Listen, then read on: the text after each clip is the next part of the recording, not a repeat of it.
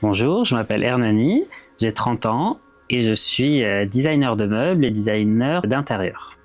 Je vais vous expliquer un peu mon parcours. De base, je voulais être paysagiste, architecte paysagiste, sauf que vu que je ne trouvais pas de patron, mon père m'a donné comme idée d'aller me former dans les meubles en tant qu'ébéniste, vu qu'il savait que j'aimais ça. Donc je suis parti quasiment une année et c'est là que j'ai appris comment designer les meubles et c'est là que ça m'a donné ce déclic d'ouvrir à mes 20 ans mon entreprise. Donc je suis autodidacte, je ne suis pas architecte, mais ça a toujours été une vocation, ça a toujours été un plaisir pour moi. Et pour vous dire, mon tout premier chantier, entre parenthèses, c'était à mes 10 ans, devant les Sims. Depuis tout petit, pour que j'aime ça et je me suis dit pourquoi pas me lancer. L'objectif de cette page, c'est pouvoir plus vous partager mon quotidien, les futurs chantiers à venir et montrer cette passion qui est la mienne depuis tout petit et partager au maximum de personnes. Ce projet se situe en campagne dans la région vallonnée du Portugal. Mes clients avaient déjà pour projet de réaliser cette maison. Leur objectif principal, c'est la luminosité, se sentir en vacances tout le long de l'année, peu importe la saison, la végétation et un côté très plage, très vacances. Donc une fois que j'ai eu toutes les informations des clients, ce qu'ils voulaient pour leur maison, je leur ai proposé un projet. Donc je me suis inspiré des plages, donc de Bali, de la Thaïlande, vraiment ces ambiances un peu de vacances. Donc je suis parti sur des matériaux plutôt nobles et bruts comme la pierre naturelle, le carrelage ou effet travertin, le bois et tout ce qui est crème, blanc et des nuances au niveau des façades. C'est ce qui a construit tout le projet et bien sûr beaucoup de lumière et la végétation luxuriante au maximum. Maintenant, je vais présenter les extérieurs. Nous allons commencer par la partie parking. Donc, nous avons réalisé un grand massif du côté gauche avec des grandes plantes qui font à peu près 3 mètres de haut pour apporter ce côté très luxuriant, vert, un peu comme on voit à Bali et dans ces ambiances un peu plage. Ensuite, j'ai incorporé ce mur en pierre. En fait, ce sont des dalles qu'on a littéralement cassées au sol et qu'on a collées au mur, faire comme un puzzle avec des joints couleur enduit blanc, comme tout le reste de la façade de la maison. Et ensuite, nous avons placé des lumières couleur rouille, toujours pour apporter ce côté un peu brut et naturel de cet espace. Et on a voulu ce coin sans fenêtre pour donner ce côté très minimaliste et on ne voulait pas que ce soit l'entrée qui donne l'attention directement quand on arrive.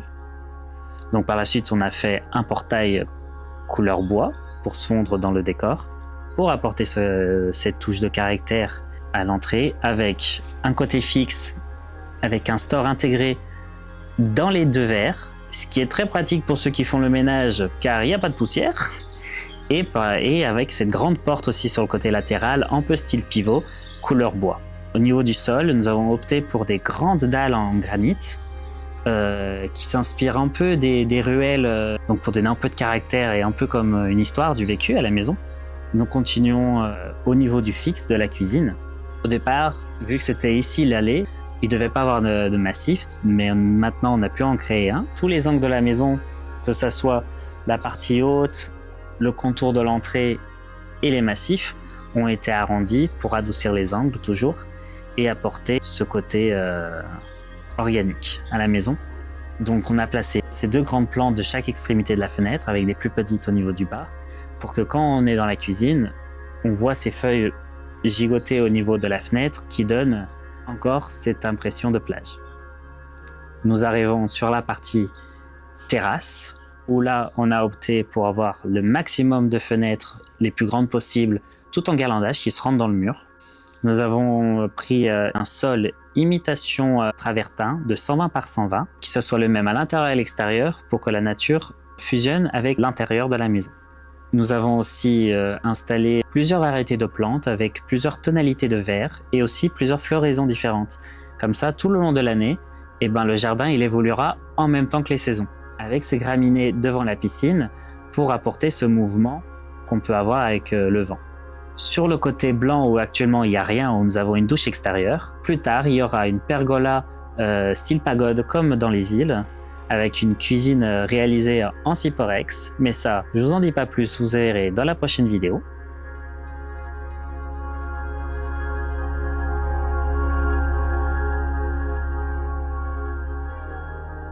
Au niveau de l'intérieur, pour construire toute l'ADN de la maison, nous sommes partis sur plusieurs matériaux.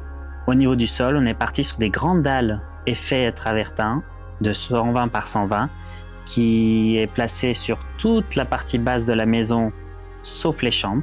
Au niveau de la salle de bain, on a voulu quelque chose de très uniforme. Pareil, c'est la même couleur que au niveau du sol qui remonte vers les murs. Les chambres, au niveau des sols, ce sont du parquet effet chêne naturel. Les portes de la maison ont été faites sur mesure, en arrondi, avec les petits détails des clés arrondies aussi, très important, attention. Niveau des meubles, pour apporter ce côté chaleureux, j'ai pris des matériaux plutôt nobles comme du bois naturel, du chêne clair, légèrement blanchi au niveau des escaliers, pour garder sa couleur naturelle. Les façades de quasi tous les meubles sont faits en médium ultra mat blanc. Et au niveau du bois, on a mélangé deux bois différents, le bois naturel et du laminé de chez Heger, effet chêne naturel. Au niveau de l'étage, nous avons utilisé que du parquet effet chêne naturel. Au niveau de la salle de bain, pareil, on est resté sur un esprit un peu coquillage. Le client voulait vraiment se sentir comme dans une petite oasis. Carrelage un peu veiné avec des petites touches de couleur chocolat rouille pour rester dans tout le reste. Et toute la robinetterie de la maison est couleur chocolat pour donner ce côté un peu plus différent et original de ce qu'on peut voir tous les jours. Au niveau des murs, on a opté pour une technique que j'ai adorée de chez une influenceuse que j'aime beaucoup sur YouTube qui s'appelle Rachel Styliste. Il y a beaucoup de choses que je me suis retrouvé en elle et quand j'ai vu cette technique, je me suis dit très intéressant à utiliser, surtout qu'elle n'est pas commune, même inexistante au Portugal. Donc je me suis dit ça apporte ce côté un peu original que je lui dois et que j'ai fait dans la généralité de toute la maison pour regarder cette uniformité générale. Pour conclure la vidéo, ce qu'il faut retenir, c'est que vraiment on a gardé ce côté naturel qu'on voulait avoir de ce terrain, que la nature rentre dans la maison et par la suite garder ces matériaux naturels, même apporter aussi un peu de l'artisanat que j'ai pu apporter dans la décoration, par exemple dans un support de table qui vient de Bali, des bougies en cire végétale qui viennent de petits artisans, un couvre-lit aussi, le couvre-lit dans la chambre parentale qui est fait en matière naturelle, ligné beige et blanc. Mais après, de toute manière, on fera des vidéos détaillées de chaque pièce pour que vous puissiez mieux comprendre et mieux vous imprégner de l'ADN de la maison. J'espère que la vidéo vous a plu. N'hésitez pas à liker, à partager et à commenter. Et si vous aimez pas, c'est pas grave. De toute manière, les choses sont faites. Mais ça peut être constructif pour la suite des vidéos. Merci à vous. À très vite.